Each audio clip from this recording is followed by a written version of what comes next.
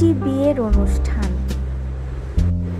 সুসজ্জিত চারিপাশ, আলোকসজ্জায় ভরপুর।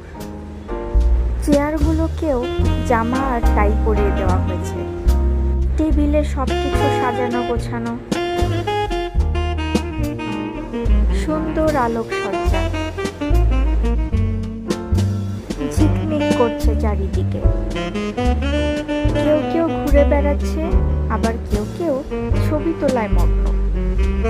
সুসজ্জিত মঞ্চ, আর এরই মধ্যে শুরু হলো খাবার বিতরণ। রুমালি রুটি, সবজি, বোরহানি, কালাভুনা, চিকেন রোস্ট, সালাদ আর কাচ্চি বিরিয়ানি। সবাই আরামসে খেতে থাকো